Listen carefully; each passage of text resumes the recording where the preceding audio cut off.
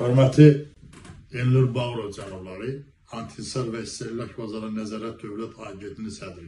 Sizə Şirvan şəhərindən qatı edərsi 91-ci ildən o öndə ideyalarla yaşayan, Yeni Şirvanlı İnfoaz saytının başlıqı, Gözdən Əllər Cəhəti Şirvan Regional Gözlənəcəmi sədr müavini, ictimai fəal və sahibkar sizə müraciət edir. Müraciətim nədən bağlıdır? Şirvan şəhərində 5-6 ildir ət kəsim məntəqəsi yaradılıb. Uzun müddət bu cəmaatın narazılığında bu dayandırdı istifadə eləmək. Amma bu yaxın günlərdə, yaxın vaxtlarda bu yenə fəaliyyətə başlayıb. Fəaliyyətə göstərib bu özbaşınalıq orada eləyir.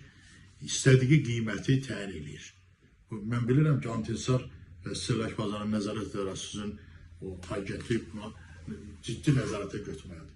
Bu adam bir cöngə 51 manat pul alır. Balaca quzuya 13 manat pul alır.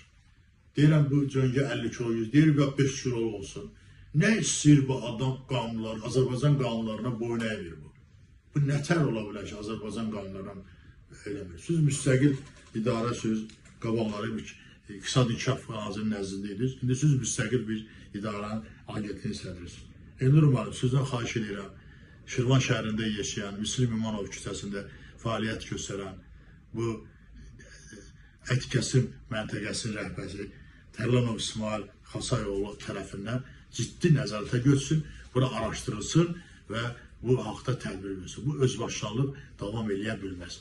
İlham Əliyev cənabları bu ölkənin başçısıdır, prezidentidir. Biz ona arxalanırıq və onun yerdəki nümayəndə onu dəstəkləyən sizə sos siqnalımızı veririk. Cənab Prezident deyir ki, bizə siqnal verin. Biz də siqnalı hörmətli Elnur Bağırov sizə deyirik.